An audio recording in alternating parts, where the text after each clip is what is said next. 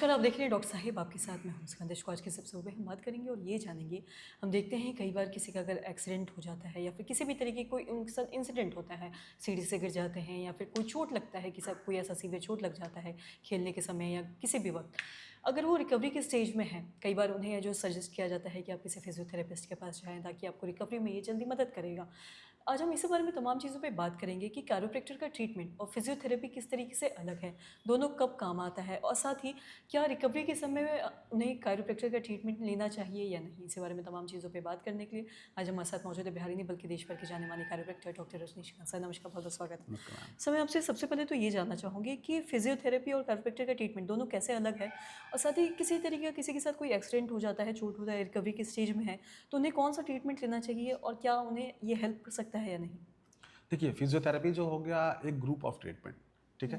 Physiotherapy का मतलब होता है ग्रुप ऑफ ट्रीटमेंट। अगर देखा जाए तो फिजियोथेरेपी एक समंदर है, उसमें बहुत सारे वो ट्रीटमेंट है, रिहैब से लेकर के, न्यूरो से लेकर के और ये ऑर्थो से, सारी ये जो है स्पोर्ट्स से लेकर के। तो उसमें इंजरी किस टाइप की है उसके टाइप से हम लोग ये करेंगे। लेकिन हाँ, फिजियो के साथ जैसे ही कैरोप्रैक्टिक ऐड करते हैं तो रिकवरी फास्ट हो जाएगा। जो रिकवरी मतलब 20 दिनों में मिलना था वो रिकवरी 3 दिनों में मिलेगा। रीज़न क्या है कि जैसे ही एक्सीडेंट होता है, किसी टाइप का इंजरी होता है, मतलब फ्रैक्चर होता है, तो उसके बाद होता क्या है कि फ्रैक्चर जैसे ही आफ्टर पीओपी जैसे प्लास्टर कटता है तो आप देखेंगे मूवमेंट स्टॉप हो जाता है। वैसे कंडीशन में जॉइंट का भी स्टिफनेस होता है और मसल्स का भी पावर कम हो जाता है। तो ऐसे कंडीशन में फिजियोथेरेपी जो है कुछ इलेक्ट्रोथेरेपी यूज़ करते हैं मसल स्टोन बढ़ाने के लिए, चाहे एमएस हो, आईएफटी हो, पेन कम करने के लिए। उसके बाद क्या है मूवमेंट, जैसे मूवमेंट हम लोग कराते हैं तो मूवमेंट आप रिस्ट्रिक्ट देखेंगे, मूवमेंट नहीं मिलता है।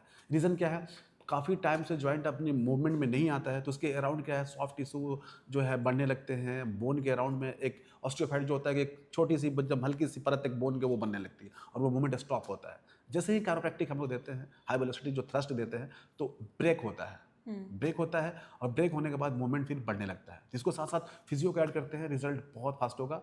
जो काम 3 महीना में होना है वो काम 3 दिन में होगा। तो ये डिफरेंट है फिजियोथेरेपी और कैरोप्रैक्टिक में। जी सर, बहुत बहुत शुक्रिया तमाम थैंक यू जान। Very much. अच्छा, सॉरी मैं भूल गई, अभी तो बहुत कम ही हुआ होगा ना।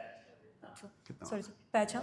और साथ ही सर आपसे ये भी जानना चाहेंगे कि अगर किसी के साथ किसी तरीके का कोई चोट लग जाता है या फ्रैक्चर हो जाता है, मोस्टली अगर हम बात करें, या फिर कोई ऐसा बोन में प्रॉब्लम हो जाता है या फिर हाथ वाथ में उठाने में दिक्कत हो रही है, तो और कई बार ऐसा भी देखा जाता है, मैंने पिछली बार जब हम लोग आए थे इंटरव्यू के लिए तो ऐसे आपके पास कुछ मरीज़ भी आए थे जिनका हाथ पूरा काँप रहा था या फिर वो हाथ एक जगह स्थिर नहीं रख पा रहे थे, तो क्या इसमें भी ये मदद करता है क्या।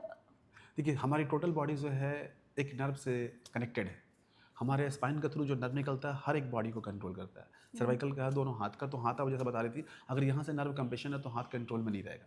कि सामान वेट नहीं कर पाएंगे, वो लिफ्ट नहीं कर पाएंगे, कोई सामान ग्रिप नहीं कर पाएंगे, हाथों का सपोर्ट नहीं ले पाएंगे। तो जैसे ही यहाँ एडजस्टमेंट होता है, ब्लड सर्कुलेशन फ्लो होता है और हैंड्स मूवमेंट बिल्कुल मतलब सडन 2 से 3 मतलब 10 सेकंड में ही ठीक होते हैं। तो ये सब सारे सिम्टम्स जो हैं हम लोग कैरोप्रैक्टिक से ठीक कर सकते हैं। और भी बहुत प्रकार के जो ऐसे जो आप बता रहे थे कि जॉइंट्स में आना, जॉइंट्स ब्लॉक होना, तो ये बिल्कुल 100% मतलब मैनुअल है। इसमें कोई ज़्यादा पेनफुल कंडीशन भी नहीं है।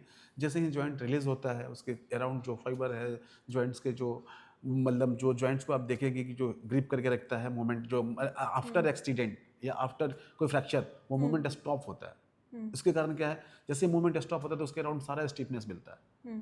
स्टिफनेस मतलब टाइटनिंग हो जाता है, जॉइंट भी मूव नहीं करता है, उसके बाद मसल्स उसके अराउंड। तो कैरोप्रैक्टिक वहाँ बहुत अच्छा ही सपोर्ट करता है। और जैसे हम लोग उसको हाई वेलोसिटी थ्रस्ट देकर के ओपन करते हैं तो मूवमेंट फिर वो स्मूथ हो जाता है, फिर वो पेशेंट चलने लगता है। जी। और साथ ही सर अगर किसी को सुनने में दिक्कत आ रही है, तो क्या अगर वो ये ट्रीटमेंट लेते हैं तो क्या उन्हें वो वापस पहले की तरह सुन सकते हैं? अगर कहीं ऐसे देखा जाता है कि किसी कारण की वजह से वो पहले से ठीक से सुन रहे होते हैं लेकिन बीच में किसी कारण में उन्हें कम सुनने लगता है या फिर सुनाई देना बंद हो जाता है, तो कैसे ठीक होता देखिए, इसमें मैं आपको बता दूँ, थोड़ा सा एनाटॉमिकल का पोजीशन चलता है जो मेडिकल टर्म है।